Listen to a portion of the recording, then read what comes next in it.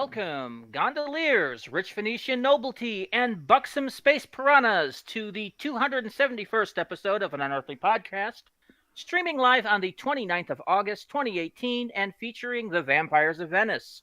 Written by Toby Whithouse and starring Matt Smith as the Doctor, Karen Gillian as Amy Pond, and Arthur Darvill as Rory Williams. I am your host for this season, Randy Ronson McCulloch, and I am desperately trying to stop my panel from talking about dildos.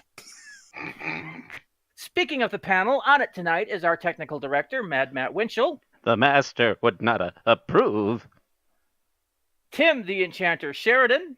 Greetings, one and all. Bill Sylvia, the Man in Black. The semester started yesterday and I've already lost my perception of space-time. And Thomas Fireheart. I will be seeing the Dark Crystal and Labyrinth on Monday, so that's going to be interesting. Ooh. Super duper. So it is now 3 days after the convention, and I'm still in recovery mode. Yeah. My attempts for normal sleeping habits are in vain. Yeah, it's trying to get back into those normal sleeping habits. It's been like, I wake up, it's like, why am I up at 9:30? Oh, yeah, so I could go to the con. I don't have to go to the con, so I'm going to have some waffles and go back to bed. On the stream today, Ran eats waffles. See, I roll over and I'm like, oh, my alarm's going off. I should pause that. I'll get up in a moment. Roll back over again, and then all of a sudden 2 hours have passed. Oh, shit. That's been Erin's sleeping habit. She didn't actually get up until I got up to make waffles. She wound up staggering out. And, yeah, she's been helping a friend move for most of this week, so. Jesus. Like yeah. She needed that on top of everything else. Yep. Yeah. She's not one to let herself rest and recover. I can say, though, that my feet have stopped hurting, which is good because, by the end of the con, my feet are, filing for divorce. For a second, that sounded like my fetus stopped hurting, and I was like, Ran, if you've forgotten to tell us several things. No, my feet, the things at the bottom of my legs. My feet, they have stopped hurting, which, like I said, is good because by the end of the convention, they are ready to file for a divorce. Yep. All right, so on tonight's show, we have news and birthdays, and God, do we have a lot of birthdays. Yay, birthdays. We have Geek Talk, or we have something from the rumor mill. We might have a bit of Geek Talk if Tim wants to talk about what I force-fed him at the end of the con. Oh, boy. Voray. Then we have, of course, our episode summary, our review, our final thoughts, and our ratings. So let's go right into birthdays, shall we? First Bring up, the checklist. What's that? Bring up the checklist. I am going to try to go through this as fast as humanly possible. Starting with the 16th of August, we have the birthday of Rachel Talalay, a director from 2014 to 2017, responsible for many of the best episodes of Doctor Who during that series, turned 60. Moving forward to the 18th, we have the birthday of John Debney, the composer from the 1996 movie, who turned 62. Then we have a glut of birthdays on the 20th of August, starting with James Marsters, who was Captain John Hart from Torchwood, Spike from Buffy the Vampire Slayer, Brainiac from Smallville, and a few other roles. Piccolo. Who turned 56. We don't talk about that role. Don't we? Also, we have the birthday of Sophie Aldred, Ace from 1987 to 89, who also turned 56, which means that James Marsters and Sophie Aldred were born on the exact same day. Dang. Also birthday on that day is Sylvester McCoy, 7th Doctor from 87 to 89, and again in 96, turned 75. And then finally, on the same day is the birthday of Anthony Ainley, the Master from 1981 to 89, who would have been 86, but died in 2004 at 71. Moving forward to the 22nd of August was the birthday of Mark Williams, who played Brian Williams, confusingly enough, in 2012. That's Rory Williams' father. He turned 59. The 25th of August marks the birthday of Tracy Ann Oberman, Yvonne Hartman from 2006 and in later Big Finish productions. Turned 52. And then finally, on the 26th of August, was Phil Collinson, the producer from 2005-2008, considered to be one of the big three that brought Doctor Who back to life, along with Russell T Davies and Julie Gardner. Mm-hmm. He turned 48. And that's all the birthdays we have.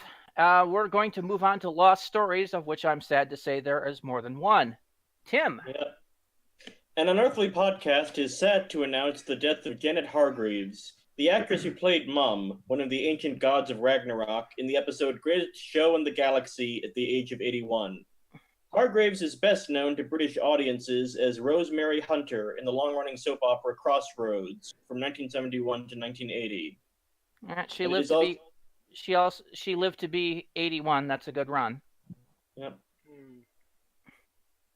Also, is with great sadness that an Unearthly Podcast announces the death of Michael Pickwood, the production designer for Doctor Who from 2010 to 2017 at the age of 73. Pickwood was responsible for the design of all the sets from A Christmas Carol onwards, as well as designing the 2012-2014 TARDIS set that many of us like. I was just talking about that prior to the stream. It's always been my favorite set of New Who, so when I saw that he had passed on, I was a little particularly sad on that. So, moving on, we have no Series 11 news. And I'm really worried about that, considering how close we're getting to when it's supposed to start. And there's no real cast and crew news other than something I had to move to the rumor mill, and we'll discuss that when we get there. Mm-hmm. So there's no awards, so we move to merchandise. Bill. Okay, so Funko has released images of a new Jody Whittaker figure. This one's sans coat. You can see that under the rainbow T-shirt, Jody has a white long sleeve undershirt on. Note to future Whittaker cosplayer. Yep, and I don't know if we're going to see this canonically or not. Have there been any images that we've had of Whittaker without her coat? It's either been with the coat or with the previous Doctor's outfit, so not yet. Yeah. Okay, so apparently, yeah, she has like a white long sleeve shirt under it, kind of giving it that 90s look if you look at it. I mean, I occasionally still rock this look myself, but I mean, I usually don't wear the suspenders, but that's how I tend to dress in the fall and yeah, winter. that's how I tend to dress in the fall and winter, because I tend to wear like a turtleneck under a t-shirt, just so that I have enough warmth. But it's kind of I don't see any signs that it's a turtleneck. It just looks like it's a white shirt under it. Weird. I'm the only one that goes with the late 90s hoodie look. Okay. No, I have hooded sweatshirts, but I wear them like jackets, really. So I run too warm to wear hoodies indoors. Yeah, that's kind of my issue. Oh, indoors? No, it's still nothing but t-shirts. I'm actually growing fond of the polo. Don't ask me why. I would wear t-shirts, but it's against my office's dress code. I was once again rocking the shirt and tie on Saturday. The same ones? Yeah, I changed the tie, but yeah. Oh. I have 3 ties I go through, and I'll have to get a new one for next year because I think I've used them all on the panel. But yeah. What's the meaning behind the ties? I don't know. I just like expressing myself with ties. If I can't wear, I used to be a tropical shirt person, and when I had to go back not wear tropical shirts, I've tried to find the loudest ties I could. But no, I mean, other than that, it looks exactly like the Jody Whitaker pop figurine that we saw in that massive release of merchandise about a month and a half ago.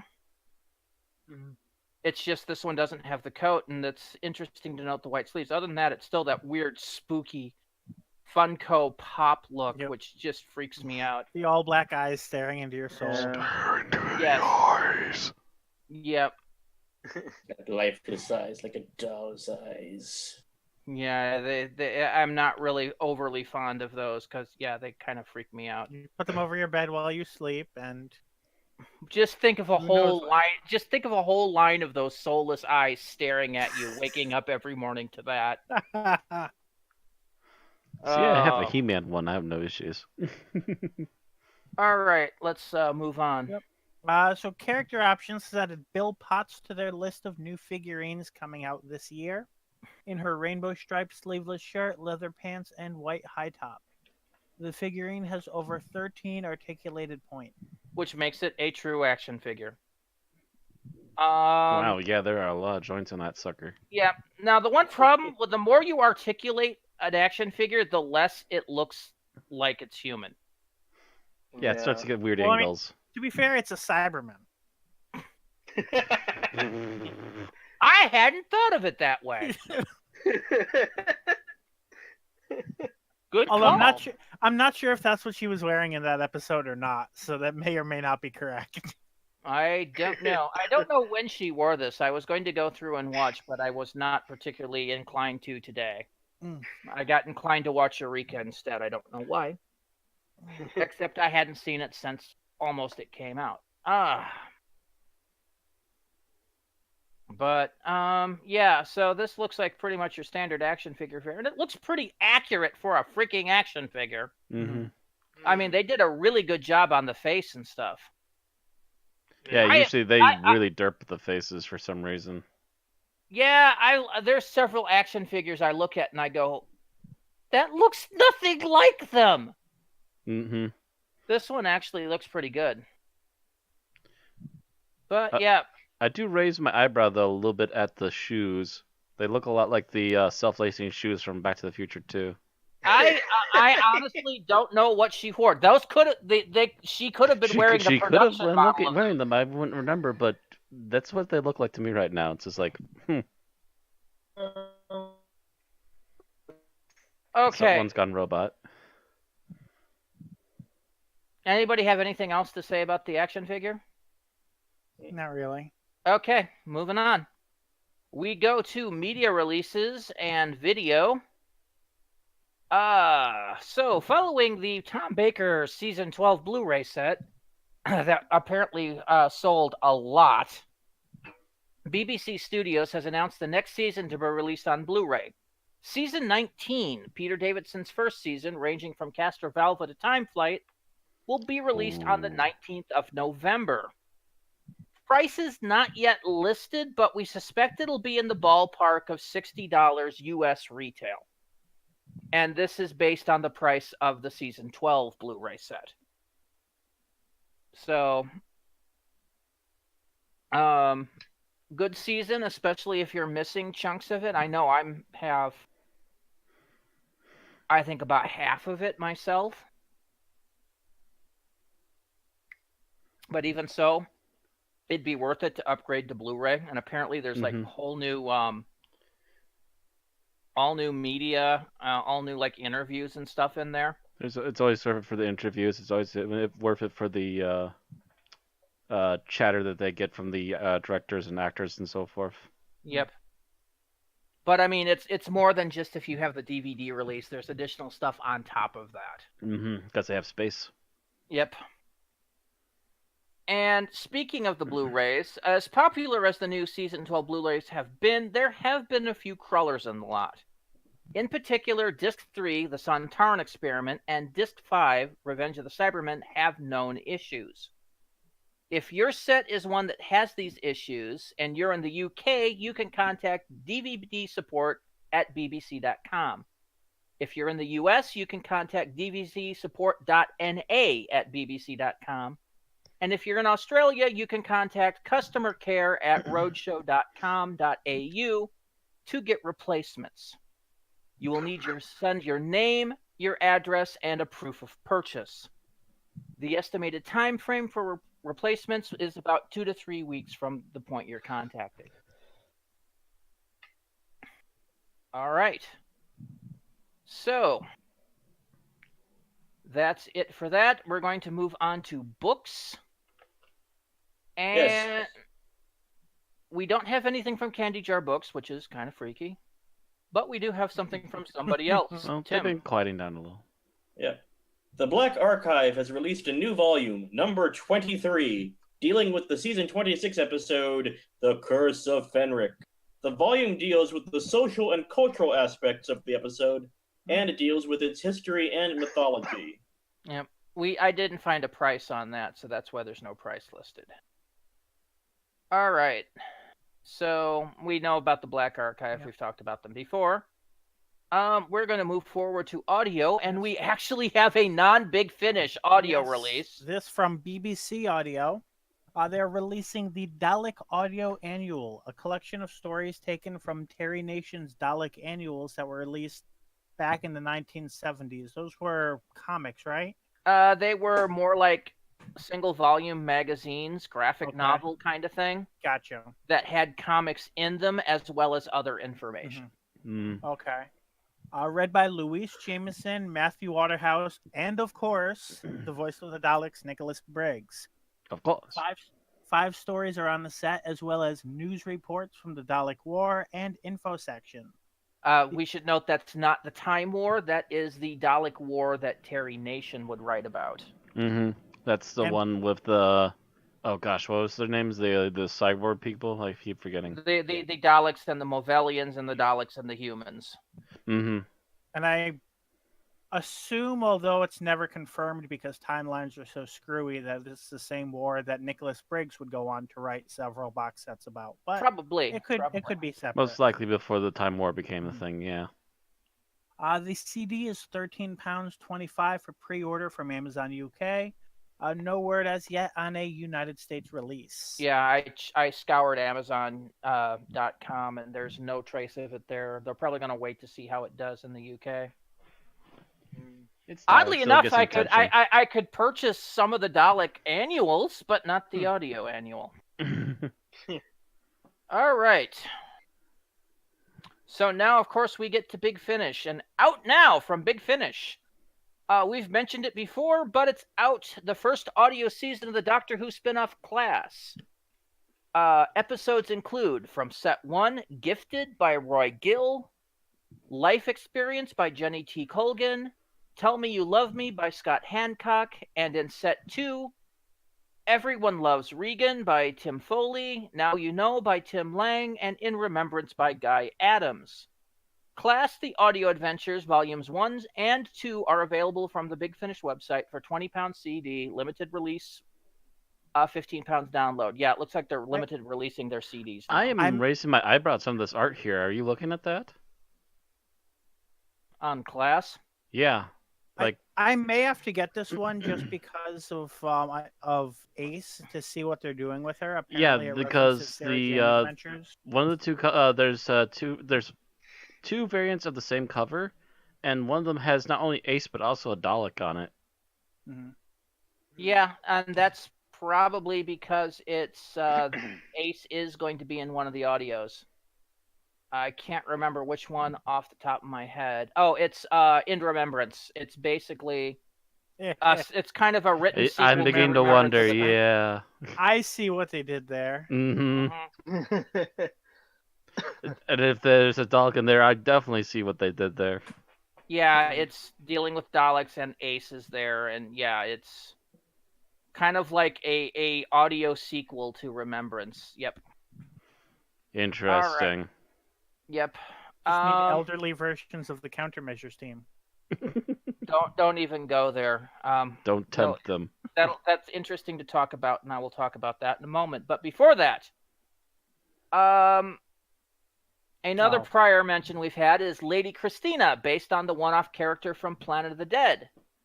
4 episodes are in this set, consisting of It Takes a Thief by John Dorney, Skin Deep by James Goss, Portrait of a Lady by Tim Dawson, and Death on the Mile by Donald McLeary.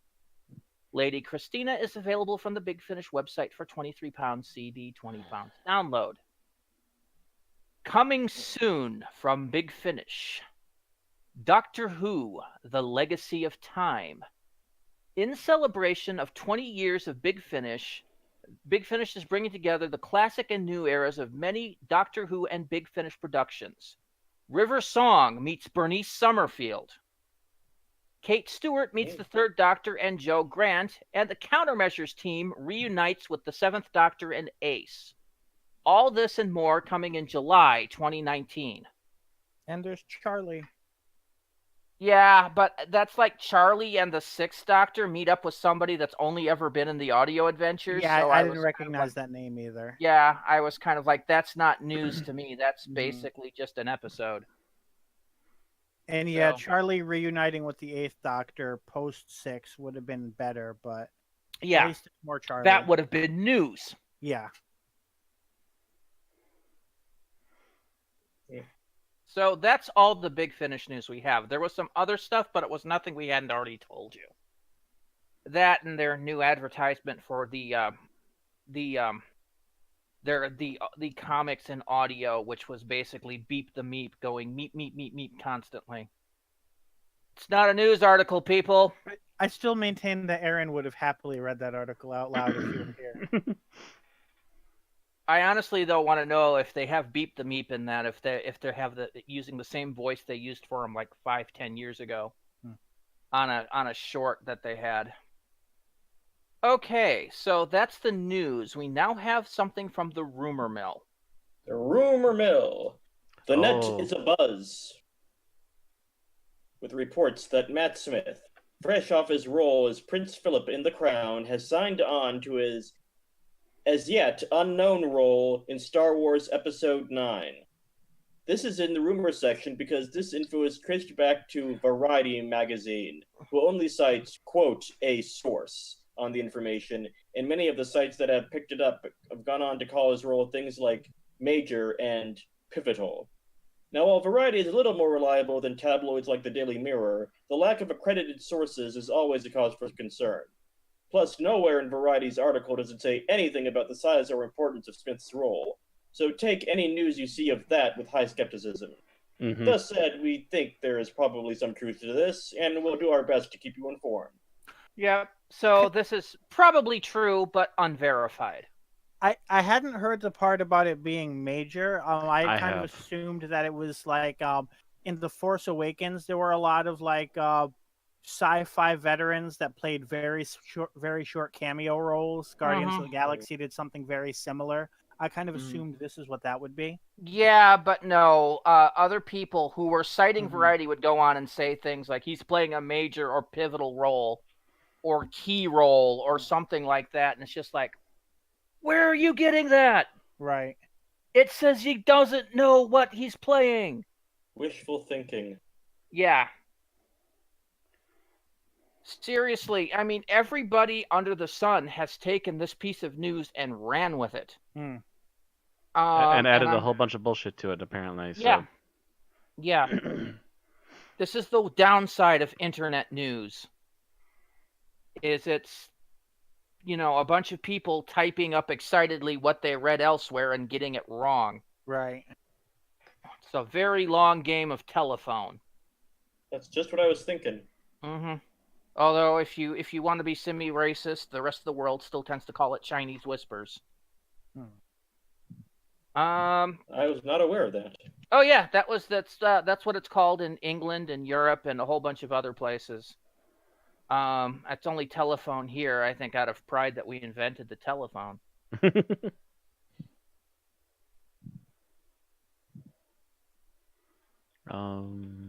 Or, of course, that the fact that the telephone was around by the time the game came to us. I don't know.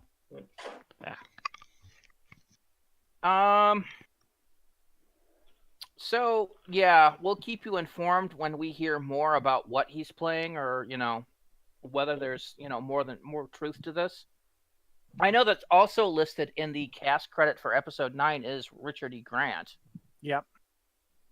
So that's 2 Doctor Who alum in there. If Matt Smith is in this, that would make him the 3rd Doctor to be in both Doctor Who and Star Wars after David Tennant did a role in the Clone Wars and Tom Baker did a role in Rebels.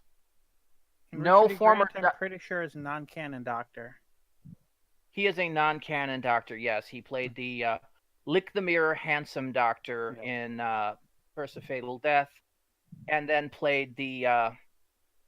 That's right. He's multiple non-canon Doctors. Yeah, and then he played the Scream of the Shalka 9th Doctor. And I think he might be an Unbound Doctor too, but that's getting I too think far so. off topic. Yeah. Speaking of doctors who've appeared in Star Wars, can we count Peter Cushing? True. So that's two non-canon doctors in Star Wars. If you want to, if you want to talk to, if you want to count Bizarro Doctor, that's cool. Is that what you're naming him now? That's apparently what the Rift Tracks guys called him. I was browsing around for something to watch this morning, and I discovered that Amazon Prime has the Rift Tracks version of Doctor Who Dalek's Invasion Earth 2150. And so I sat down and watched that, and it was pretty hysterical. And the last thing they say, as they're going to credits, is, "And we say farewell to Bizarro World Doctor as he continues on his merry quest to derail the franchise." One of my thoughts on this is that it would be interesting if he followed Alan Tudyk and David Tennant in playing a droid. But considering his last major sci-fi role, that might be a little too weird. I think so. I mean, okay. Matt Smith came off 3 years as Doctor Who, right? Then he immediately signed up for the role in The Terminator, which flopped horribly, which had him go back to TV and spent on the next few years in The Crown as Prince Philip. And the first thing he does is come out of that and sign up for another sci-fi role in a big movie. Mind you, it's a Star Wars movie, so in many ways it's kind of too big to fail. Yeah. Even if people don't like it, it's kind of been a trend that the numbered ones have all made over $1 billion. True. So far, the numbered ones have not failed at all ever. The ones that weren't directly up against Avengers: Infinity War. Yeah. Even Han Solo was financially successful, but it didn't make as much as they'd hoped. Right. It is by no means a full-on flop. Are you sure about that? Last time I saw numbers, it didn't even make back its budget yet.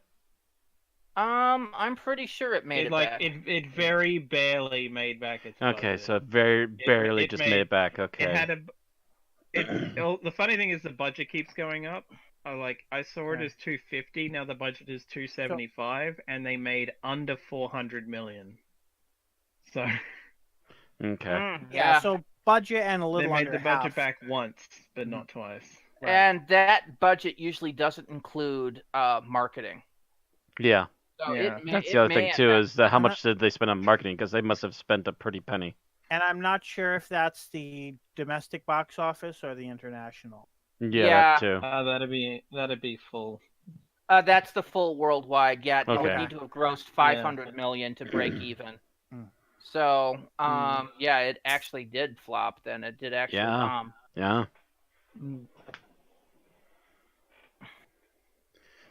So yeah. So it joins the sad world of the Ewok movies. Which is too bad because the movie wasn't bad. I enjoyed I hear it. conflicting things. It's gonna be one of those movies I'm going to sit down and watch myself. It was a fun movie. It wasn't It a wasn't masterpiece, but it was groundbreaking. Right. Yeah. But Granted, if you're going into Star Wars expecting groundbreaking, then you're setting yourself up for disappointment anyway. I mean, Star Wars started life as a groundbreaking franchise, so I wouldn't say there's no reason it can't be groundbreaking. Oh, but... the original Star Wars was groundbreaking in many ways. Yeah. Mm-hmm. It was the first science fiction film to use an outrageous amount of special effects. I mean, if you look at what came before it, yeah. It broke. I think none of the walls wobbled either. It broke the Hollywood tradition of having credits at the front of the movie, instead moving them to the back, which has since become the main way that Hollywood films put their credits in movies. Mm-hmm. Yeah, it did a lot of things I think it was like the second or third movie to introduce the summertime blockbuster idea. Yeah, I think But Jaws yeah, was the first one to do that. Jaws is the first one, but Star Wars helped. Was it the first sci-fi movie to feature John Williams? Because that would be groundbreaking. might have. I don't Maybe. know. I'd have to look at John Williams' composing. Yeah, I was. would have to double check his listing, but yeah. Anyway, do we have anything to talk about for Geek Talk? Now that I've been sitting on this movie image for a We while. have some things to talk about. At least I have. Yes, All right, I think. Tim. Okay, so Saturday, I was introduced via my good friend on the panel, Randy, to the Amazon Prime show, The Tick. Actually, that was Sunday. Sunday, I'm sorry. Saturday, yeah. we were still at con. Con lag, I get confused. It's all a blur. That's okay. I barely remembered it was Wednesday. And I'm happy to say that, unlike last year, I was not as traumatized as I was when Randy made me watch the entire first season of Rick and Morty. That was traumatizing? I think there tilt? was a specific scene in Interdimensional Cable. Yes, We broke Tim's mind. yes. But, and Mr. McCulloch had the good foresight to introduce me to this series by first showing me 2 episodes of the canceled Patrick Warburton series. Just to give him, just a to warm-up. give Ease him a me into comparison. it. Just to give him a comparison between the two. Because the Tick I was most familiar with was the animated series on Fox Kids. Whom any of us that grew up in the 90s remember that one very well. Mm-hmm. Yeah. As much as I could get to see of it. Heck, when I'm feeling particularly hyper, every now and then I still break into dot twee dot dot dot twee dow. The old Tick theme song. But yeah.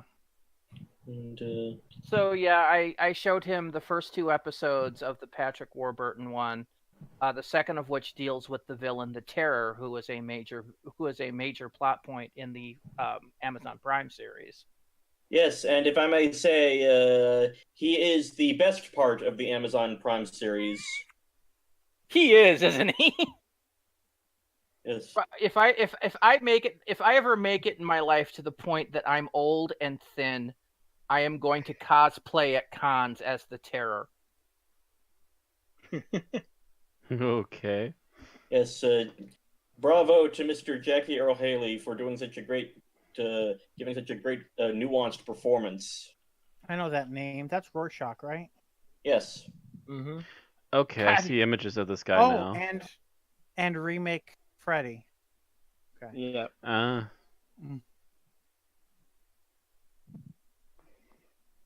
Yeah,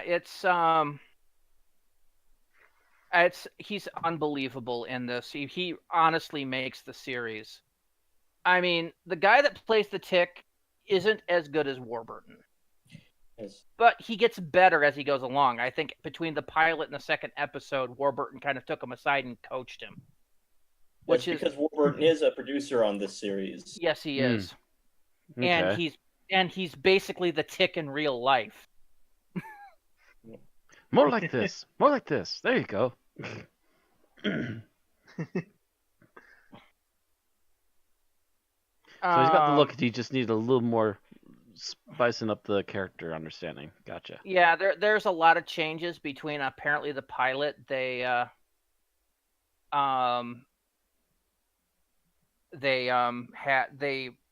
pitched to Netflix, and when they actually had production money, because things like the Tick's outfit changed to be a lot more accurate.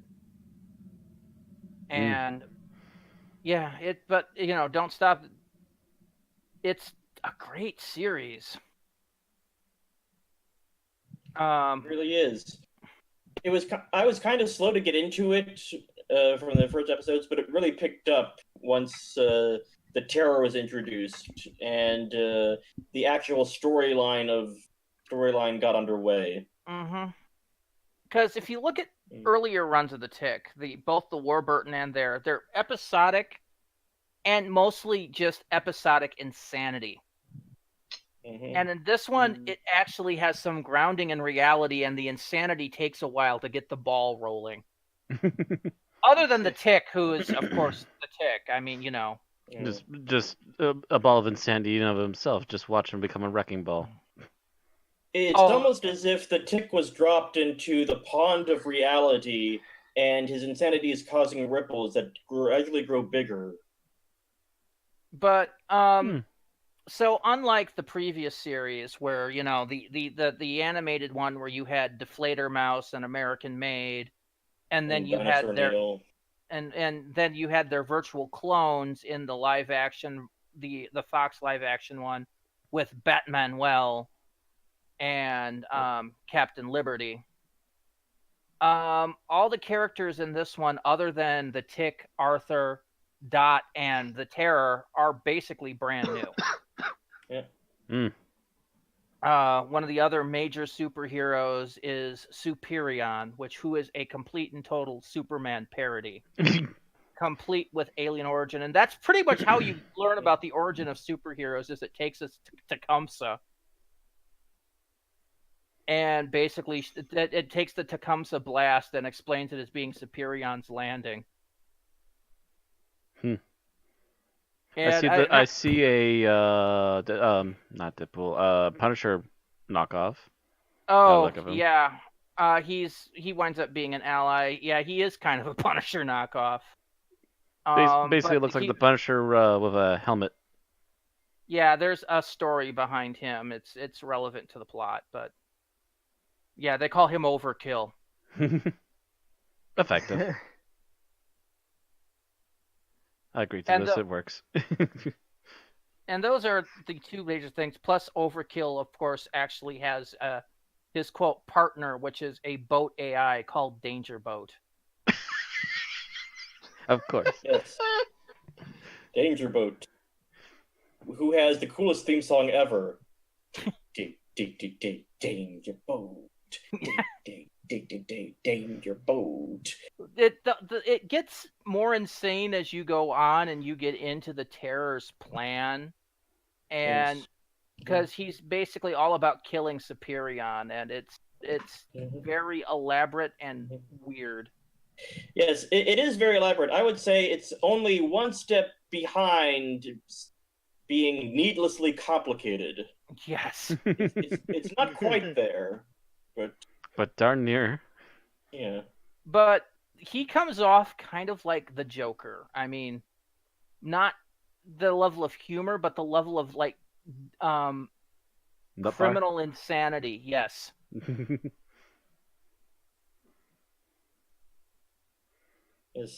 And I'd say he's closest to being the Mark Hamill Joker. Oh, yes. Yeah, I think I just found Superion. He's gray outfit, red cape.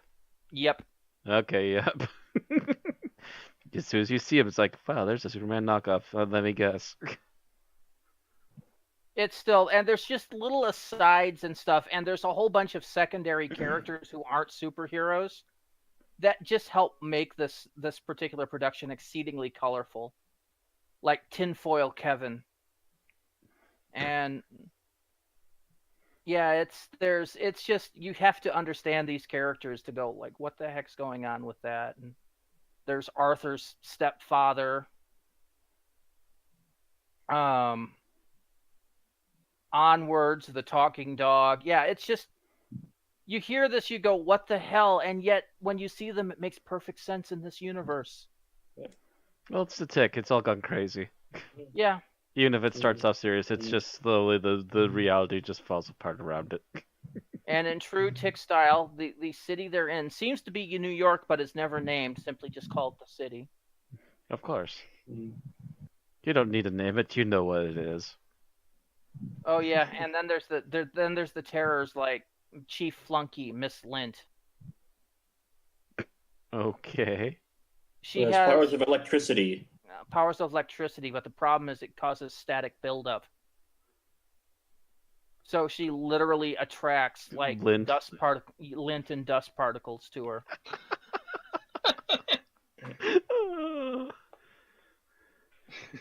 Oh dear.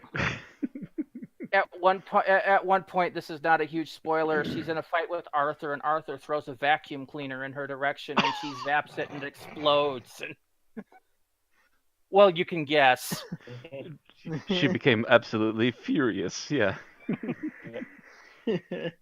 It's a great show, and this season was an origin season because it shows how Arthur got the suit, and it shows the the only tick coming to person- the city, I assume, and then it also shows Superior. he just and- appears. It The just fun appears. The fun part is for the first couple episodes, you're not sure if the tick is real or if he's a figment in Arthur's head. And Arthur isn't sure either, which is even worse. So there's that, and it's a great watch, especially, if you have Amazon Prime or just Amazon Prime Video. Definitely worth taking a day and just streaming it. I mean, Tim and I did it in about 4 hours? Yep. Or 4 or 5 hours. Yeah, 4 or 5 hours. Each episode is like half an hour long, and there's 12 episodes right now. But it is a great watch. They do so much in those 12 episodes, it doesn't feel like half an hour. If you've loved any version of The Tick, this one's a little slower to get the ball rolling, but it's still totally worth it. Thanks. I'm eagerly awaiting the next season of it. Speaking of which, eagerly awaiting that second season of Castlevania right now. I'm waiting for that 70-episode drop of Rick and Morty that's supposed to come out. Anything else we want to cover? I haven't seen any movies of late. Yeah, the only geeky thing I've been getting into lately is that I've never really had an interest in D&D, but I've started watching that Dice Camera Action thing that I was like pro Jared and Commander Holly and that in it. I'm like 7 episodes in, I think, now. Yeah, I've been watching Critical Role since like about half a year or so before the start of the new run, the start of the new game. Yeah, I still have to finish the first run and catch up on the second. I know Vixi's been pushing here and there to try and get through the first run. There are moments where what's her name? Keyleth rubs him the wrong way. Yep. All right. Because Well, she doesn't pay enough attention to rules, and Matthew Mercer actually sits down and goes, "Okay, you need to look at what the spell does first, please." all right. So, sounds like that's really all we have for Geek Talk. We've talked about the Tick for a while, so... Mhm. Oh, Actually, did we want to cover GeekCon stuff really quick? go ahead. Relatively fun convention. Interesting stuff has come up. Hopefully things run fine after the con here. My physical grab and run enjoyed aways. the hell out of myself, by the way. Yeah, you sat in the, what was it called again? The Artemis room, which Artemis. was apparently hugely popular this year. Mm-hmm. The Artemis is a starship bridge simulator, which has multiple stations. There are helmsmen, communications, engineering, weapons, science, and this year they added 2 fighter positions, so you could have fighters. And Nice. then there's one other person that operates as the commanding officer, and you go on this tactical simulation of various difficulties, and you have to try to win and coordinate with your crew. Why do I have the feeling whoever could do the best Scottish accent always got put in the same position? Nope. No, they tried to mix them- There was no additional badge rewards for doing engineering with a Scottish accent. I asked.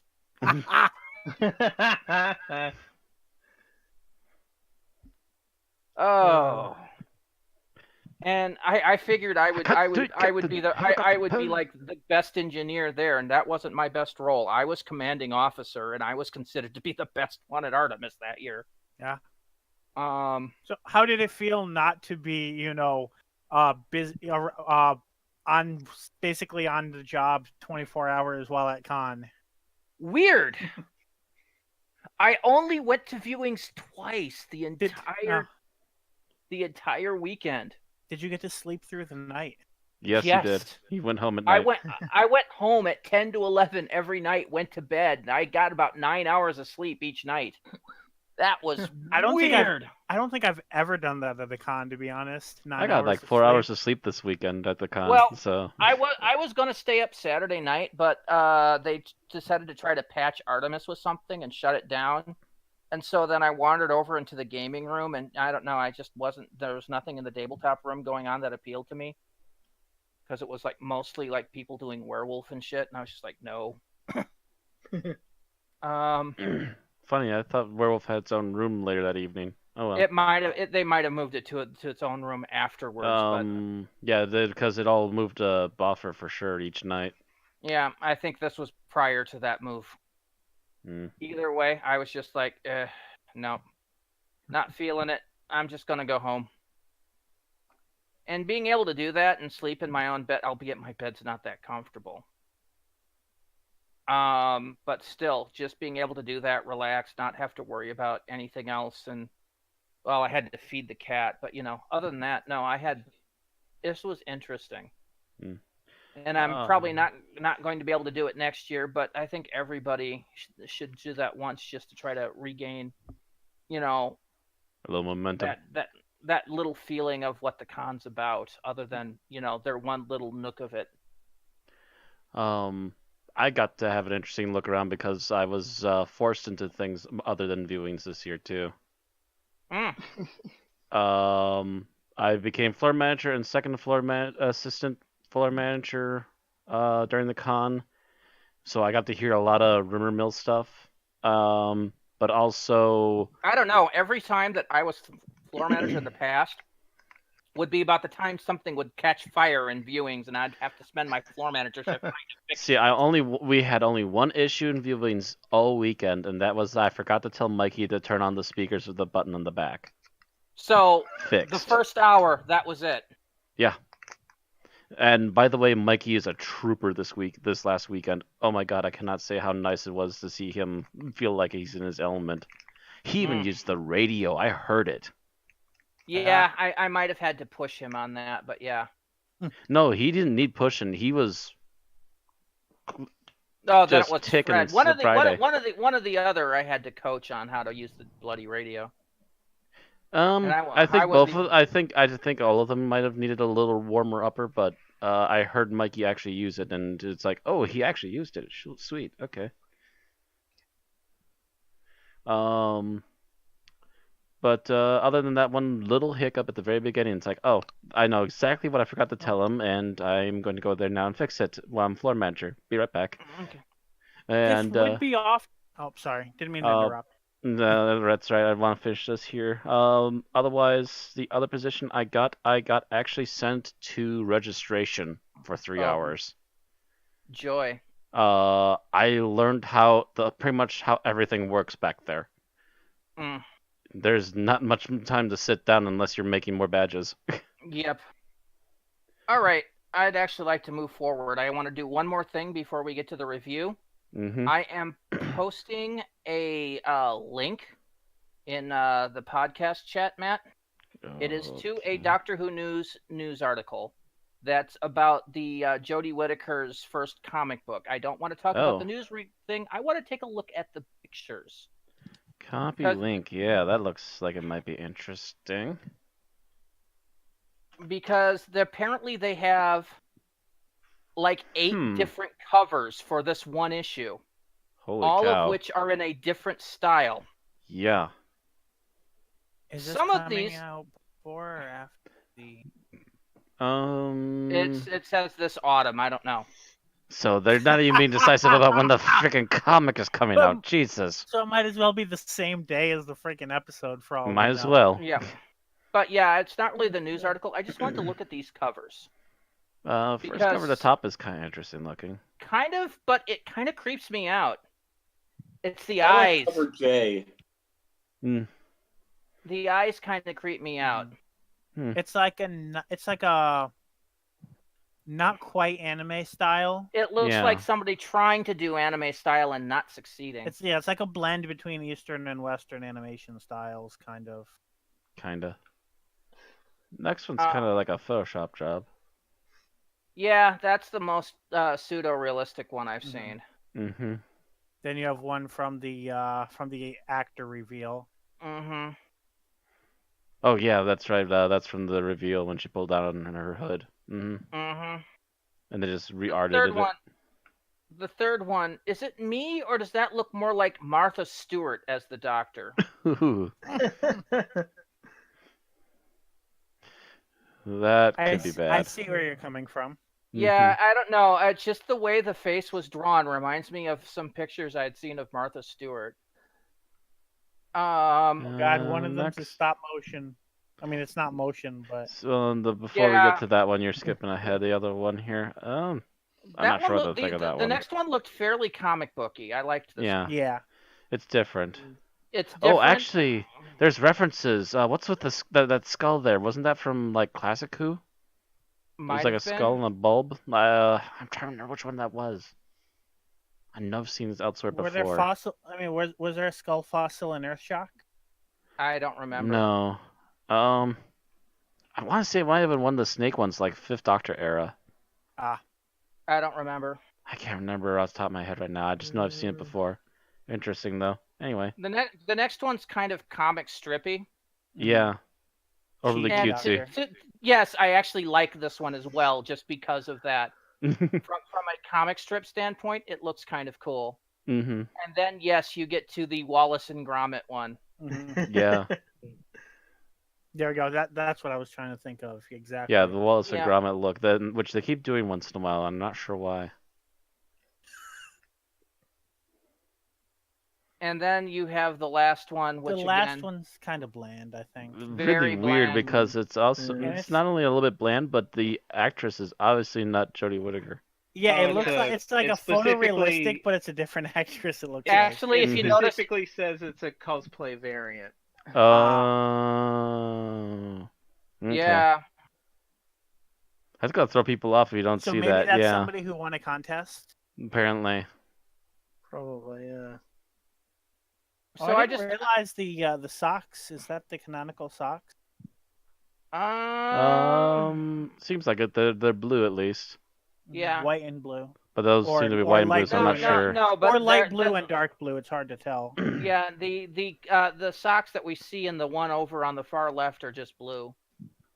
And I Right. don't think we really got we see the blue on the comic strippy one as well. Mm-hmm. But Mm. no, we the haven't stop really motion.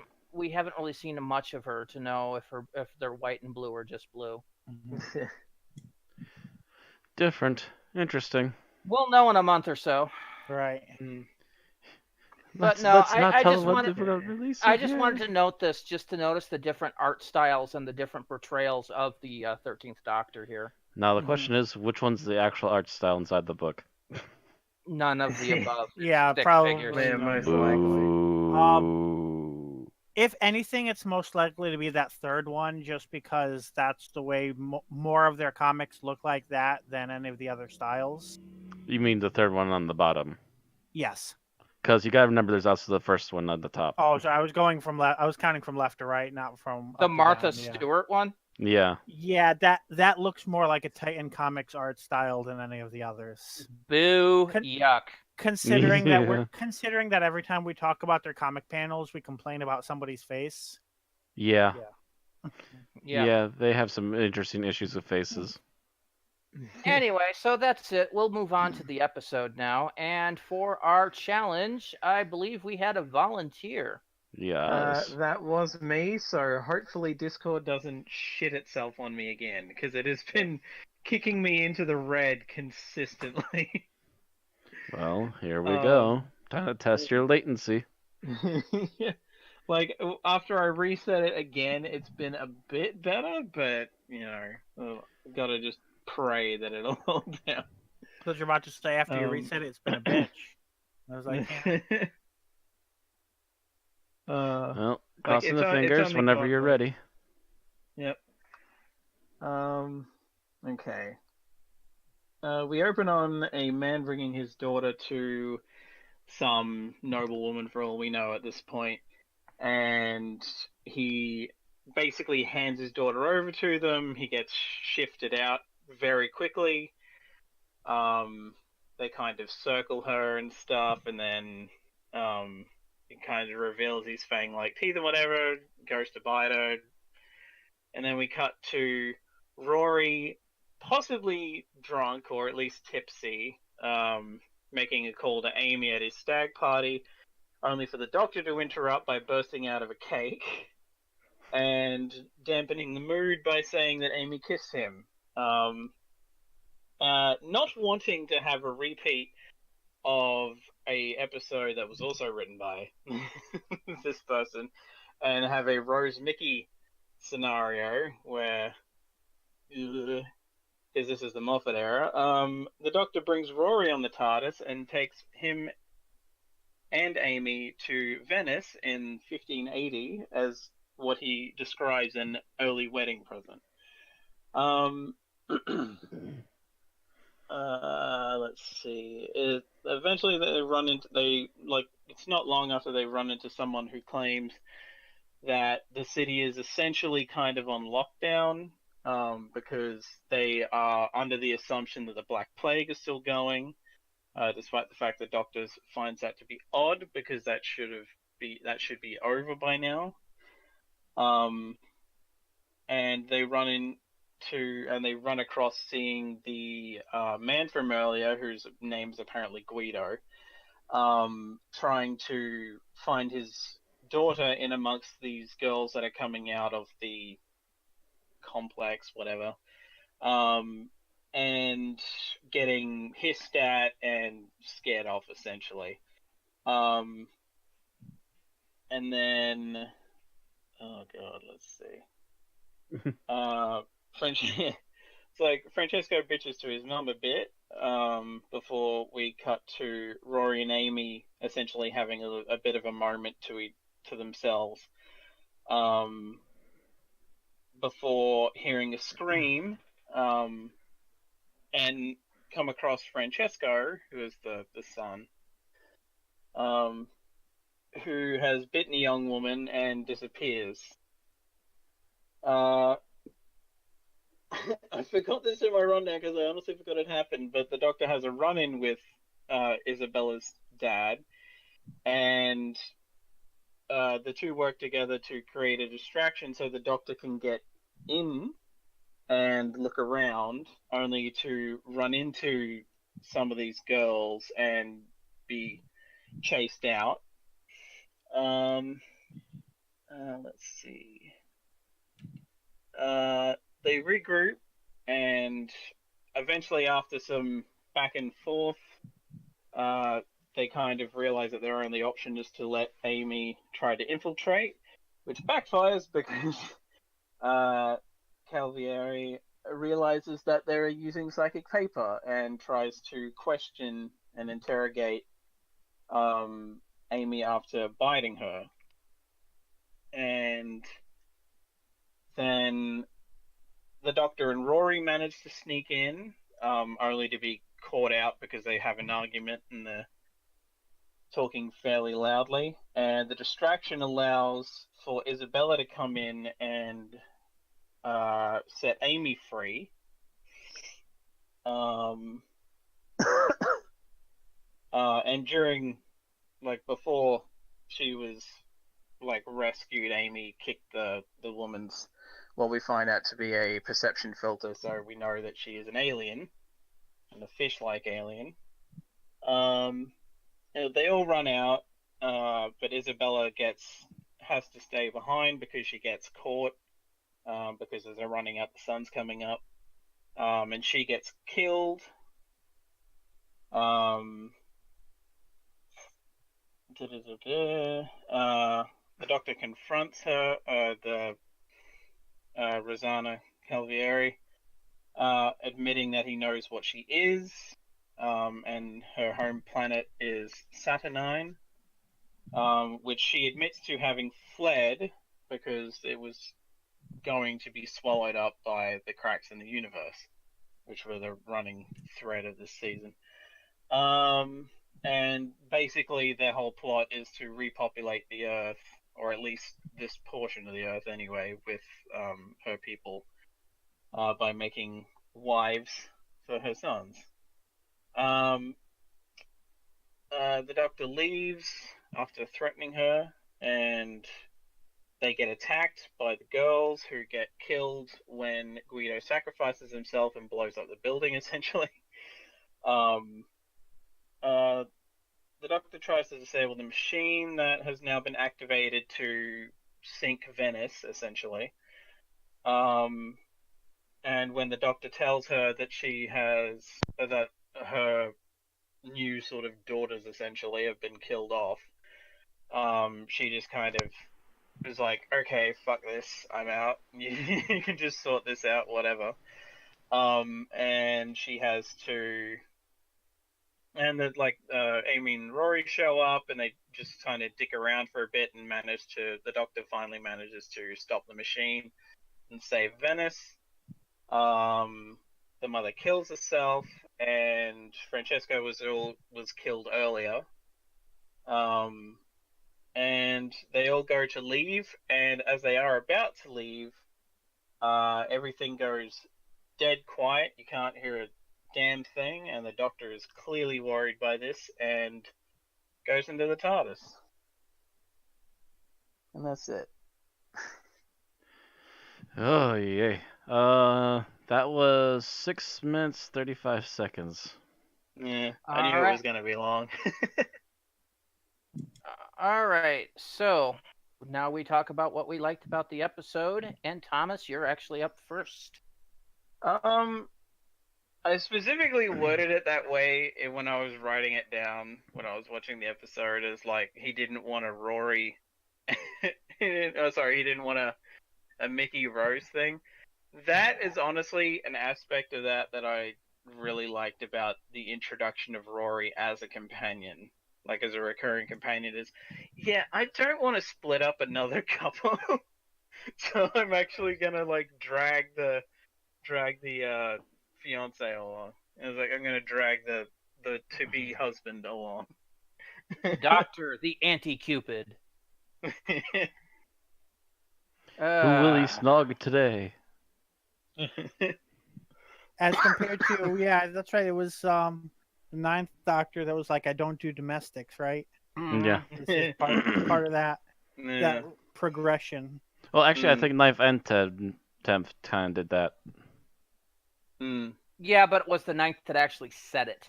Yeah, it was the Ninth that said it, and then the 10th just kind of went, yes, sorry, that wasn't Rose, that's Rose, this is her mother. Yeah. Please don't tell anybody about it.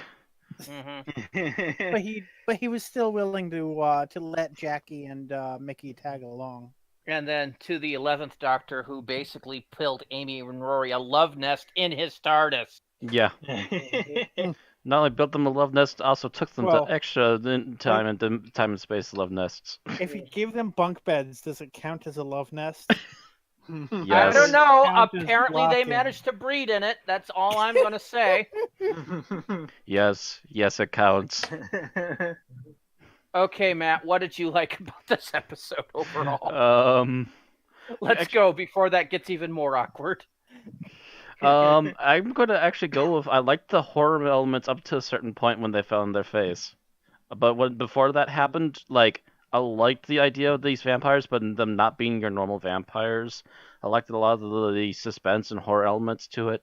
They were working on it really hard, it felt like, and then what they did in the third act is kind of... But for what they were for the 2/3 of this episode, they were really well done, I thought. It was also kind of almost a throwback to Hammer horror in some aspects.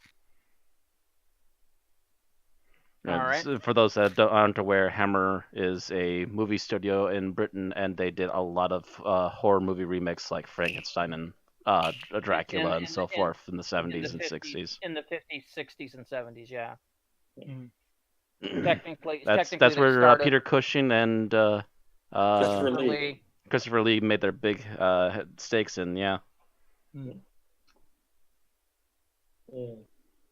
Is Dracula and Dr. Frankenstein. And a few others. Matter of fact, Christopher Lee, who was known for Dracula, played the first Frankenstein monster. All right. So, Bill, how about you? What did you like about the episode overall? I liked Rory's role in it as someone who kind of deconstructs the Doctor and kind of points out, why not to be enamored with him. Like, he comes in with this. He's this person who kind of dealt with, got Amy through her, years of trauma of the Doctor never coming back and kind of witnessed that from the outside. And he's kind of reacting to the Doctor suddenly being here and what he sees. And I don't think we've seen a take like that before. No, but Mickey tried, but he wasn't nearly as good. No, at doing that. Rory still, though, at the same point, I think it's. I'll talk about that in a bit because you've given me more reason, even more fuel for that, but I will talk about that later. Tim. I loved how the Doctor reacted to, or interacted rather, with both Rory and Amy throughout this episode. How you could see he adjusted his sort of take on things in dealing with each of them. And I think that showed a growth in the Matt Smith Doctor. I think this episode was a turning point in not just bringing on a second companion series, but in developing the 11th Doctor himself. All right. Hello? All right. Yeah, I'm here. I can hear you. Mm-hmm. I was just trying to collect my own thoughts, and they're not collecting. But it is your turn now, I believe. Yes, I know, and I'm going to have to take a pass because there's nothing that particularly stands out as something I like about this episode. Wow. Nothing that stands out. I mean, it's like, is there anything I like? Is the story? No, I don't really like the story that much. The directing, there's nothing particularly outlying scenes. The set, I don't Set know. work, maybe. I would say the costuming would be another one. The costuming is nice. I'll give it that. Mm-hmm. Matter of fact, here, yeah. There's actually a full ensemble image here that I can share with you guys, just to kind of further flesh that out. Yeah, I left seeing that one because it's all the vampires posing for a photo, which in theory with all the main characters too. Yeah. Okay, so what did we dislike about the episode? And Thomas, you are up first.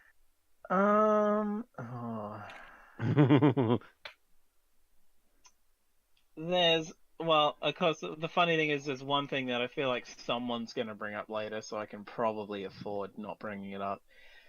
But, or at least, technically both things I can think of. Probably. Don't take two things. But, I'm just going to go with the characters of Guido and Isabella are basically just kind of there. They're kind of bland. And, yeah, it's just like... I mean, this is an episode, I guess you kind of need them to set up what's going on, so, the Doctor can actually be suspicious of, ooh, something's clearly happening here. But beyond that, they don't really add anything. So it's just they reach no character achievements. They don't advance the plot outside of just being a plot tool. And we know Isabella so little that when she helps him escape and then gets killed off by being fed to the suns in the water, it's like, I don't know you enough to really care that much. I mean, I know I'm supposed to, but it's and even when the dad, when he self-sacrifices later, because, I've got nothing to live for, my daughter's gone, it's still the weight of it isn't really there, because it just kind of happens. Yeah, the character itself is kind of backwardsy, too. In the fact that, you first meet him, and he's so pleased to get his daughter pawned off to this school, and then he's absolutely, absolutely at a loss at losing her, and it's just like, wow, this character 180'd really hard. Yeah, if he like felt that bad about losing her, why would he let her go in the first place? Yeah, like Well, it almost I seems think like the there's idea was supposed that to have been.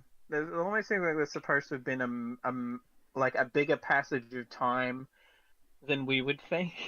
Like it's been a couple of weeks or a month or two. That would or help something. if there was an indication of that. Mhm. Like, I Yeah. think the idea was that like he knew that he couldn't afford to give her a good life, so he was kind of sending her off to this so that she can, develop and become wealthy without him or whatever.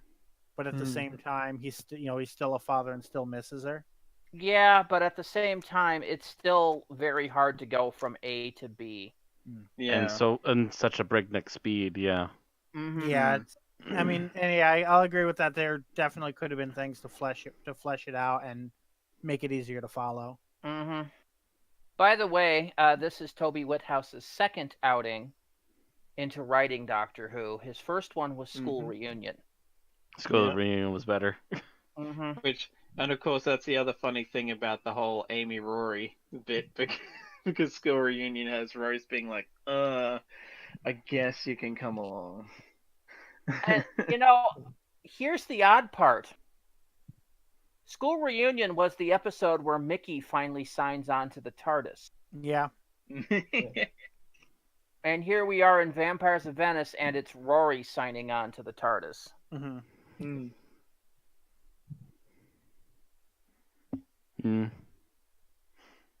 He would then go on to write some more episodes that I don't like, or I feel mediocre on. The God Complex 2011, A Town Called Mercy, which I generally like, but it's, I'm meh about it. it's above the rest of the season. Because if you look at what it's surrounded by, yeah.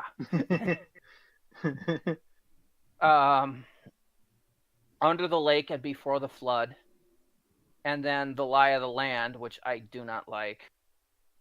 Under the Lake Before the Flood was actually pretty good. I'd rate that above average, but yeah, then Lie of the Land. Ugh. All right. So I believe we are up to Matt. What you disliked about the episode? I don't need a challenge on this one. I'm just gonna go right for it as I pull up this image here. I don't mind the idea of the vampires being the fish people. What I absolutely detest is what they look like without their fake human bodies. These things look terrible. Hey, this is some of the worst bringing up CG. an image, can you post it in our? Yeah. Sure. I think it looks even worse in still. Matter of fact. The funny thing is especially that shot. Yeah. Yeah. By the way, I know exactly what this monster reminds me of now. Too, looking at it again, it reminds me of Oddworld. This is a crappy Oddworld CG in my Doctor Who. Get out of here. Yeah, I can see that. Just no. This belongs in a video game, not in my Doctor Who. Yeah, and even then, I'm pretty sure the video game version would look better at this point. Funnily enough, this was the thing that I was going to bring up, then realized I was just praying that you weren't going to take it. Yeah. I knew Matt was going to bring it up, so I didn't want to steal it from him. This is where they hit the bricks hard, and I just flung out the window. This is the fifth. This is the fifth series, and they are dealing with a budget cutback this series. I understand that, but there are better episodes in this season. Well, I'm sure they could afford a rubber suit. I'm sorry. Yeah, a person in a rubber suit with a fake fish head on their head would have been better than this. Just saying. Or hell, if like the perception filter could have like fucked up in a way that made it like kind of halfway between. So like That would have been prosthetic interesting, yeah. makeup Yeah. instead. But going full CG like this was just terrible. Mm. Yeah, I'm looking at the. And none of the other stills of it looks any better. Yeah, it's not good. Bill, how about what you disliked about the episode? So a little while ago, we were talking about the comparisons with this and School Reunion. And actually, that's a perfect contrast to the problem that I have with it. So School Reunion was an episode that not only handled continuity fairly well, even if it was done in a fan servicey way, but not in a bad way. And it also included the Doctor having an encyclopedic knowledge of alien species. And yet here, from the same writer, we have an episode that is entirely predicated on the idea that the vampires that we know the Doctor faced never happened.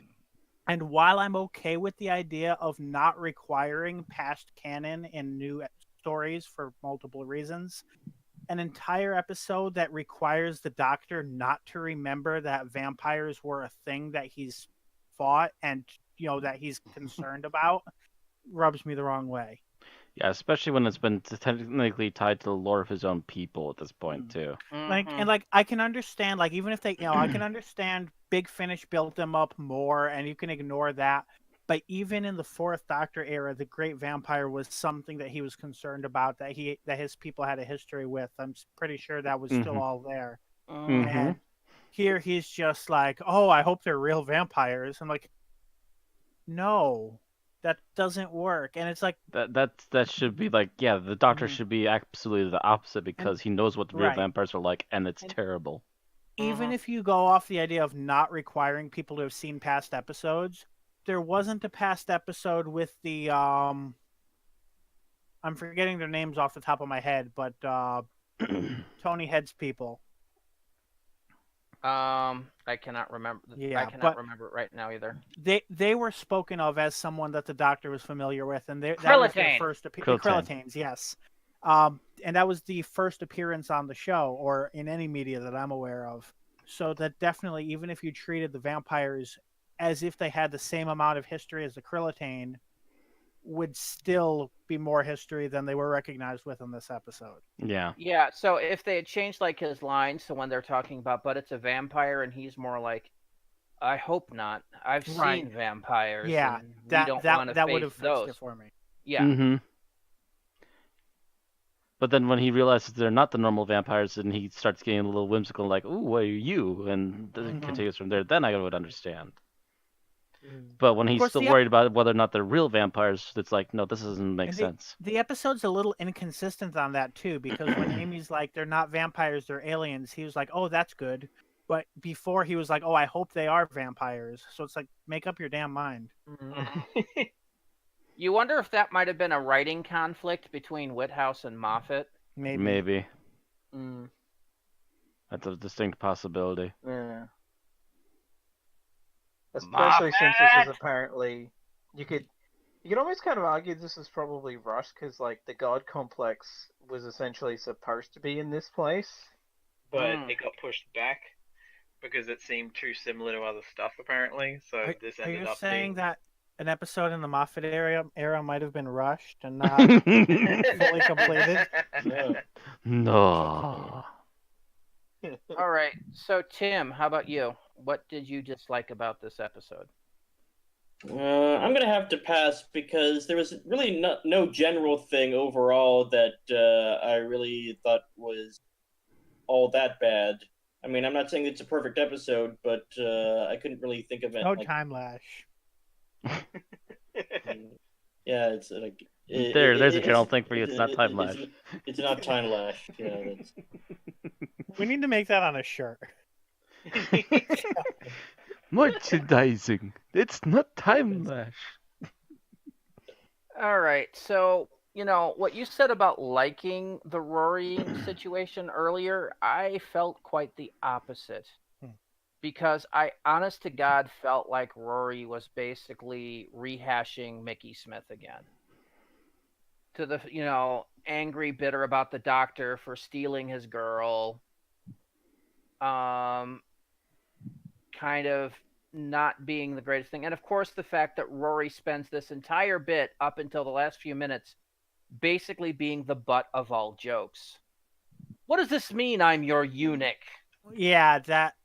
It goes out of the way to make Rory seem like an impotent. It's in his introduction episode, in the episode where the doctor is supposedly trying to make up for, past events to him. Mm-hmm. Yeah.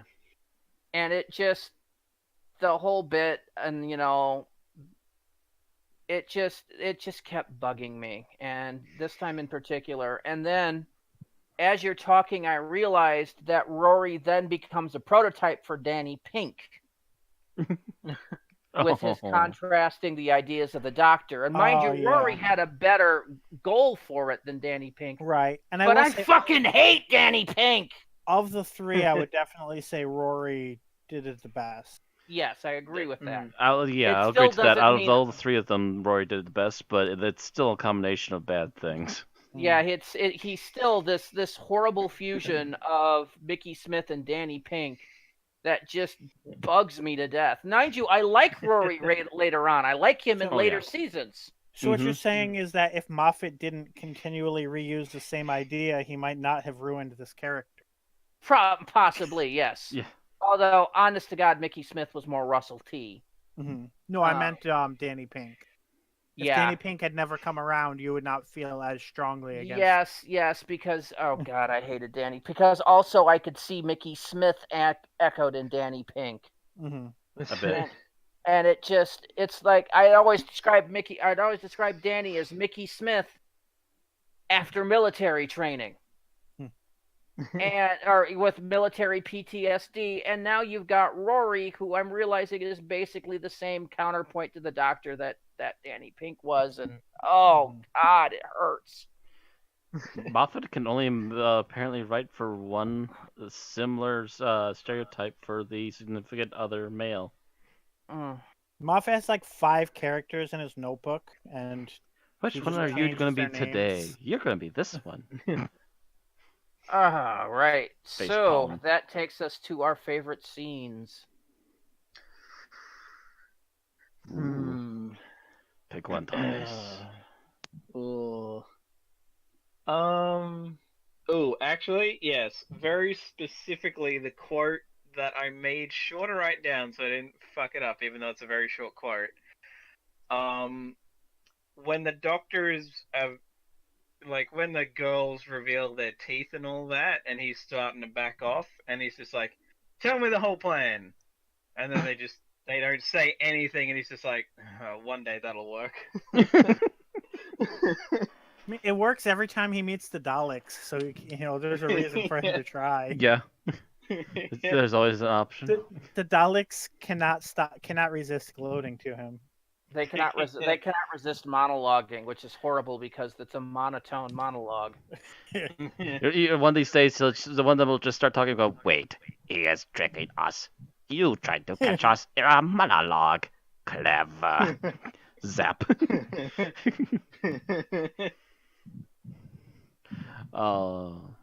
Oh no, I'm waiting for that moment. It would be the ultimate lampshade moment where you hear the Dalek starting to rail on its plan and just stops. Wait, you caught me monologuing, Mm-hmm. Damn, they've gotten wise. Exterminate.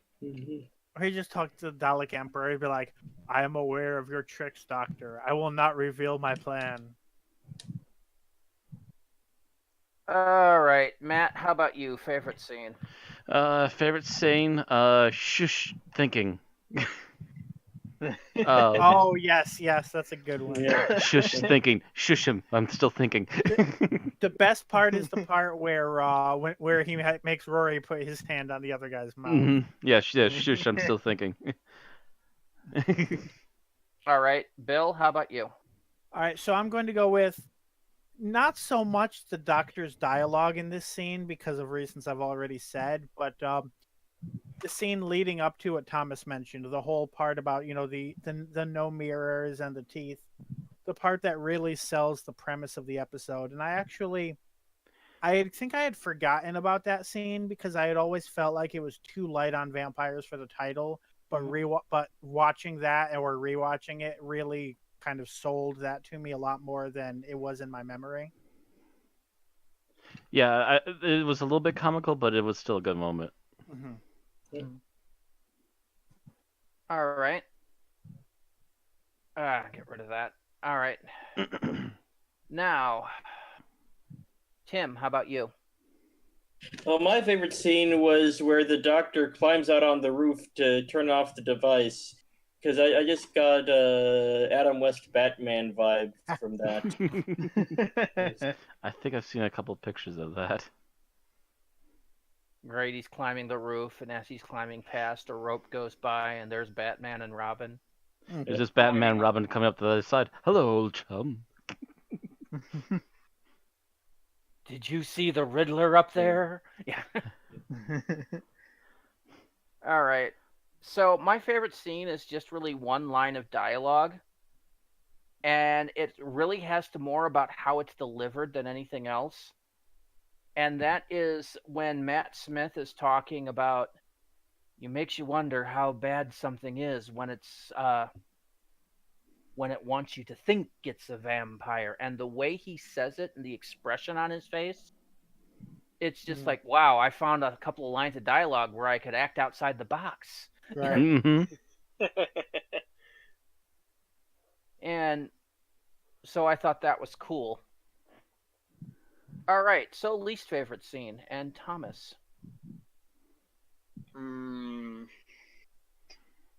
Honestly, when they're escaping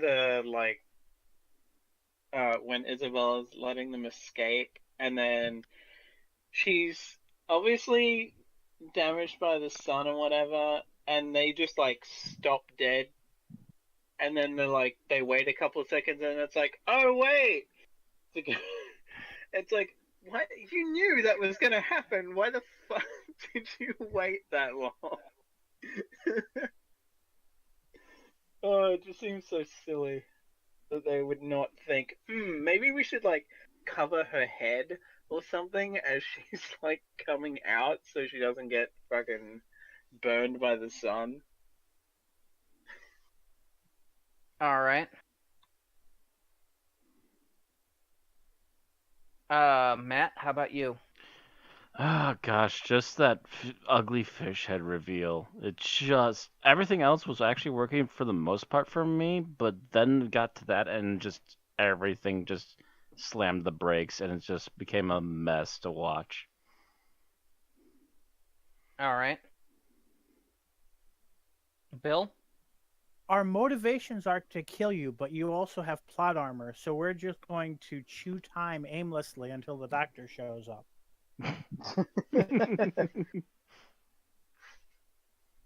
Cost. Don't you know anything about plot device?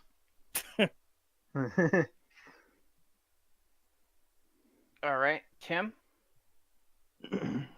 Okay, so my least favorite episode was the scene where they push Isabella off the plank, and she rather uninspiredly narrates what's happening. You know, it's like, there's something in the water.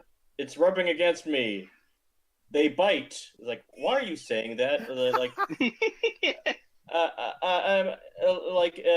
If that was how they did it in the opening of Jaws, then that movie would have tanked.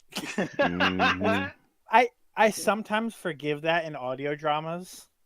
But Yeah, But that's for an audio drama. When you're doing it for audio dramas, you kind of have to narrate because the Exactly. you can't see it. Mhm. But here it's pointless. But I agree with Tim because that was also my choice for a scene, but for another reason. Wasn't it just a scene ago she couldn't go outside? Yeah, that the scene that I And then brought she's up was in broad right daylight, before yeah. this. And then this one you see her out there in broad daylight without any issue. And it's only a scene later. It's a few moments later. Mm-hmm. So, Yeah, I think this is the point in the episode where they completely dropped the sun as a plot device. Except they just had it the a moment lightsaber still ago. works. Yeah. Yeah, it was just like, what the hell? Like, I feel like the only thing that could maybe that specific area is walled off enough that you can't get like direct sunlight. So Bull. it's like it's lit up, but there's no like direct rays of sunlight hitting anyone or something. I don't I'm know. still calling bull. Yeah, I'm calling bad writing. Yeah. I call shenanigans. I guess actually, yeah, because they all had. Actually, yeah. Now that I think about it, everyone else had umbrellas and shit. Yep, So, they still had umbrellas and shawls and So everything. yeah. Nice. Yeah, that is like, what the fuck. Yeah, that's it hit me as I was rewatching it this earlier today, and I'm like, wait a minute, that's poorly written. And then like the Rosanna at the end is like, you know, she's taking all the clothes off and shit, and she's obviously not, and it's still like the sun is out now, and she doesn't have anything protecting her either. Okay, so what she basically had on a shimmer, right? She's basically a fish person with an illusion around her that makes her look human. Why would she need to take off clothes? It's not even real. They're all an image.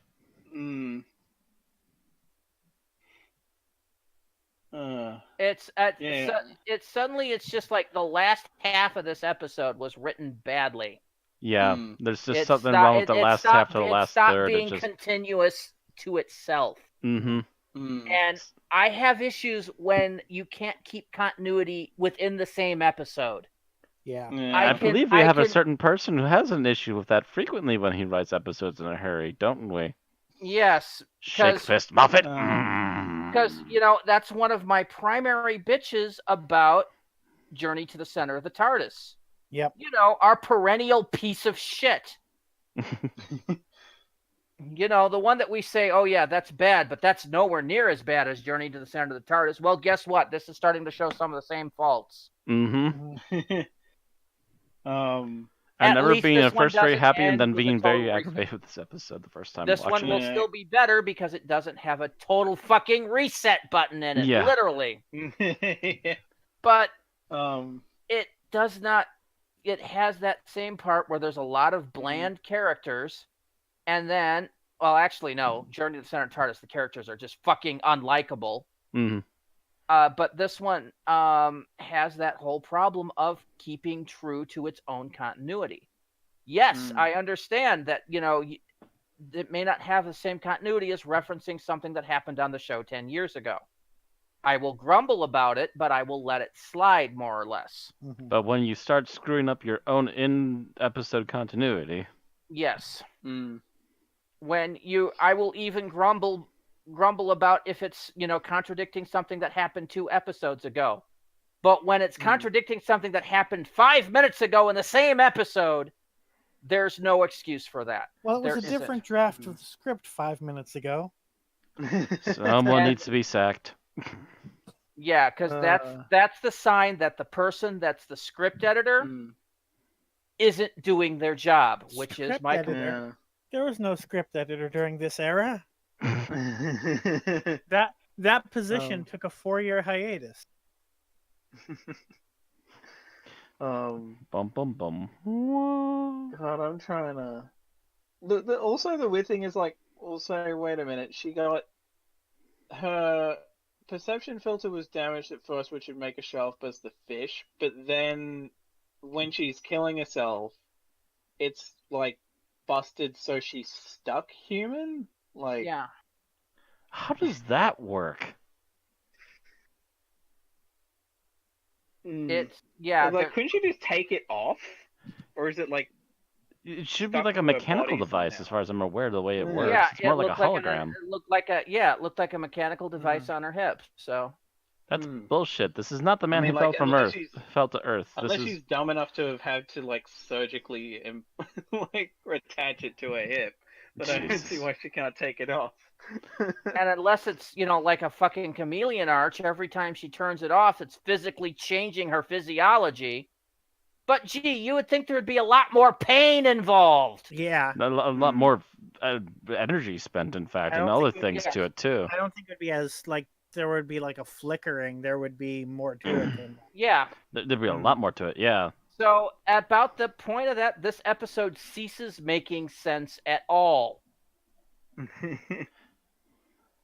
Yeah, the last half to a third of this episode just out of its gourd. Mm-hmm. We've been at this one for a while, though. Who was the last one we were at? Was it Tim and Randy, kinda? What's that? Actually, no. It was your least favorite, wasn't it, Randy? Yes, it was. Okay. It's just we suddenly started to go on because we kept finding more and more wrong. And it's all in this portion of the episode too. Yeah, it's all in like the last third of the writing. The final act is all just for shit. The final act? What final act? Throw out the window. If you get rid of the final act, it's a perfectly serviceable episode. they didn't have a pot of black coffee or Douglas Adams. Yeah, That would have make- saved it. That definitely would have saved it. Yeah, that's the If final nothing act, else, what final act? if nothing Everybody else, get Douglas together for Adams the could have musical saved even the number. bad CG by making some sort of comical remark about it. We'll just quickly like add in the final act from like, you know, oh, I don't know, West Side Story, and there it's still a better story now. Actually, I have to ask: is Twilight a better love story than this episode? Think about it. I'm You'll going to hate have to- yourself. I'm going to have to kill you now, Matt. I'm going to have to hurt you a lot. There's going to be pain, lots of pain. And you'll forget Your- about this by next year, anyways. Your the hat. entrails will become your extrails. Nope. I'm making a note to re-listen to all our podcasts before next year. Good luck with that. You're going to spend about a week, 2 weeks maybe, Just so I know who to just hurt. so you can make tally marks. I'll show up next year with a beat stick. He's going to show up with a little bat, and he's just going to go to town. Trench coat and a bat. I'm gonna look like some kind of like Japanese gang member. Actually, you're going to look like that one guy from Walking Dead. I can't think of his name. I don't know. I stopped paying attention to Walking Dead. Anyway, so I think we've gone on about our least favorite act. Yeah, no kidding. Let's go on to final thoughts. Thomas. Oh dear. It's kind of funny because it's definitely one of those episodes where the 2 times I rewatched it, I was like, you know, this is like it's not blowing me away, but it doesn't feel like utter crap. But the more we've dissected it, the more I'm like, maybe I just needed other people to bring certain stuff up because I was just turning my brain off. It's like, yeah, like. Well, that's the kind of the purpose that we do this roundtable panel is that we can, you know, feed off each other and find out what's really, really good or really, really bad. We'll either convince you something's better than you thought or worse than you thought. In this case, it's worse than you thought. I mean, like, I still probably wouldn't be as harsh, but at the same time, it's still like, yeah, there's a lot of stuff that the more it's definitely one of those things. Not that this is necessarily an alien concept to Doctor Who, but the more you poke at it, the more it starts to kind of unravel. But at the same time, I still think this is still like a serviceable episode. There are definitely plenty of things that could improve. I agree with Matt that they pretty much could have just not done the CG fish aliens like at all, and that would have kind of and they wouldn't have like made it like the most amazing thing ever, but it definitely would have taken away some of the problems. But yeah, like it's. I wouldn't really recommend it to people other than the fact that it is Rory's introduction as a companion. But other than that, you could probably skip it. All right. Is that everything you got to say? Yep. All right. Moving right along to Matt. The first bits of this aren't that bad as far as I'm concerned. Yes, there's some minor things that you can poke at and go, this doesn't quite work, but the mass majority of it, which is when you focus on the villain of the week, was actually working really well for itself, especially when they were paying attention to the vampire motif, although, again, the Doctor wasn't quite treating it as seriously as he should have some of the times. But then when we get the big reveal of what the Weekly Menace really is, it just is a domino effect, and it just leads into the last third or so of the episode and takes away everything he was giving us in rapid succession. Characters go on vain motivations that aren't with characters that aren't developed enough for us to care and just off themselves. The main characters are doing silly things, hanging off of buildings, trying to stop devices. The main villains are doing things that the main villains shouldn't be able to do. And it's just a hodgepodge. It's just such a hot mess of an end act that it takes away everything else that the episode was otherwise doing really well for itself. And that's pretty much my thoughts on it. All right. Bill? Okay. This episode has some decent ideas, but it just kind of fails to follow them through. It sets up this, vampire story, but it almost derails it faster than it starts, to the point where it doesn't really have the impact that it should. Kind of similar, introduces Rory, and it almost seems, with his expertise as a nurse, that he might be like a Zoe, but then he quickly becomes not.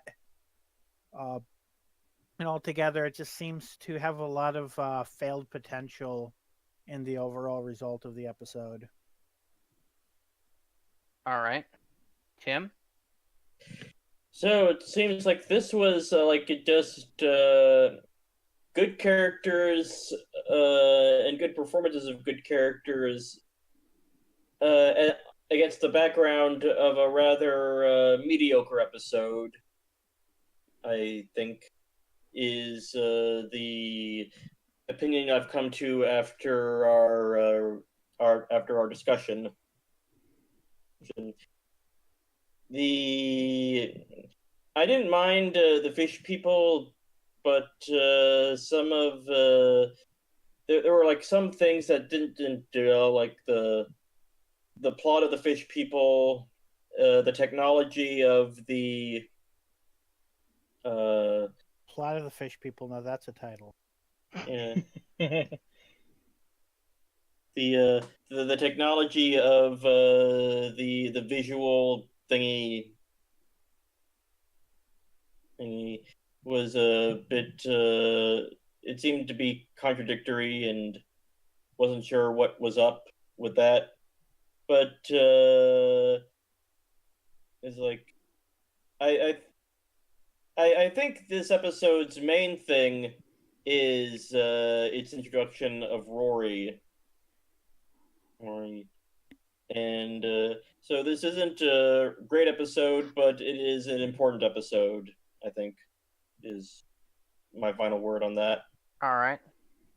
So, if what we've heard is true and this episode was rushed, it certainly seems to show it. The writing for this episode gets chaotic and loses its focus about 2/3 of the way through the episode, making its final act a hodgepodge mess of contradictions and pointlessness that doesn't really quite work. The visual effects look like they were rushed together, and you can't tell if it's a lack of budget or if it's just an absolute lack of time that makes it such a horrific mess. The acting on our main characters is as good as it usually is, with a few chances to shine, but the secondary characters seem kind of bland, wasted, and all in all, not very charismatic. Our villains would have had potential to be decent villains if they were put in any kind of role where they could shine as such, but unfortunately this never really occurred. All in all, the only thing that this episode has to look forward to is the character drama between the Doctor, Amy, and Rory. And the rest of the episode is just kind of a nasty mess of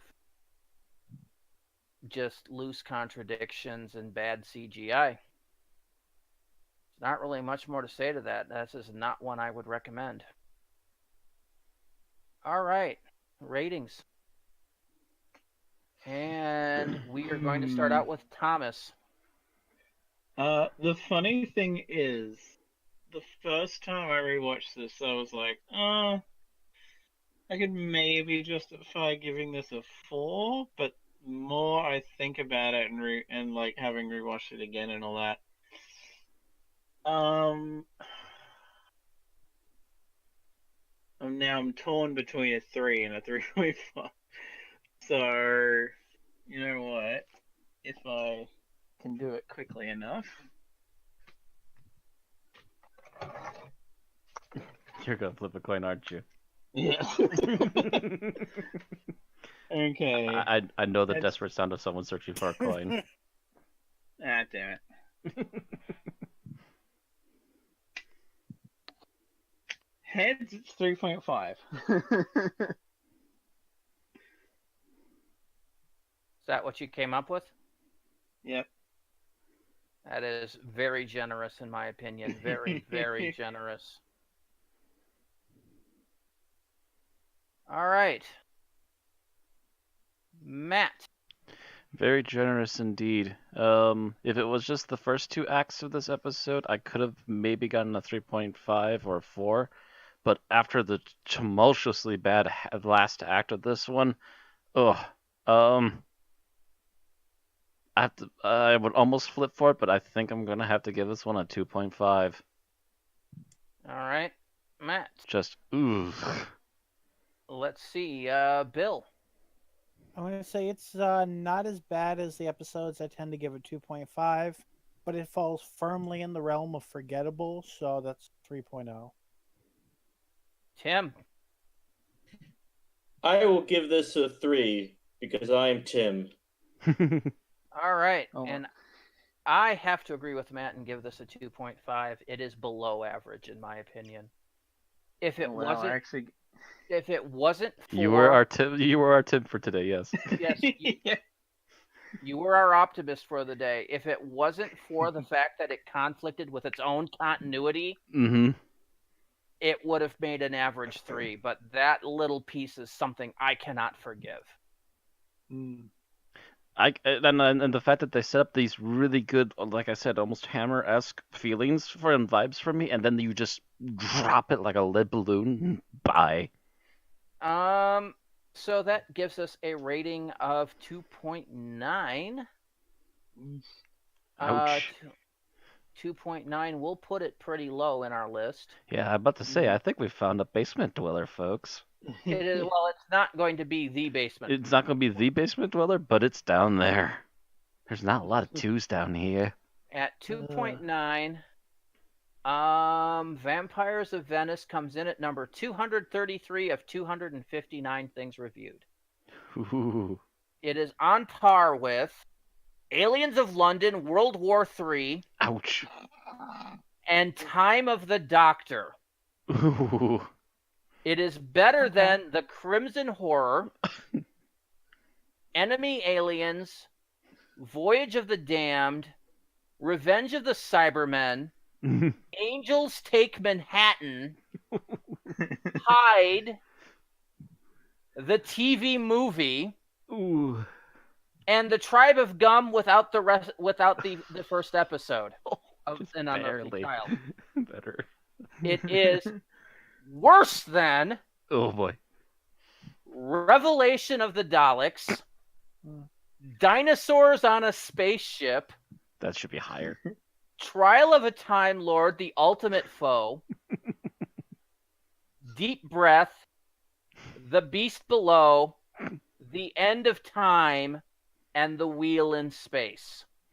I agree with everything you just said.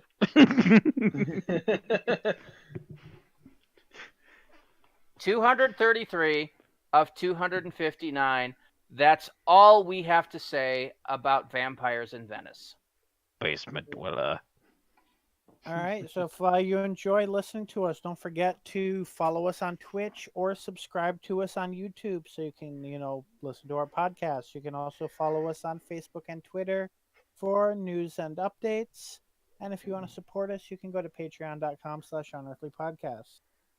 All right. So next week, our current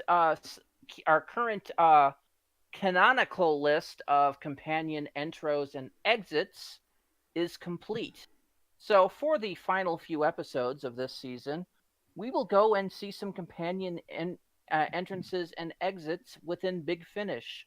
Our first trip is with the 8th Doctor, where he first meets Charlie Pollard. So join us next week as we do Big Finish Storm Warning. Wouldn't happen to know who wrote that, would you, Bill? Not off the top of my head, and I think written by somebody on the Big Finish staff and starring Paul McGann as the Doctor. And who does Charlie?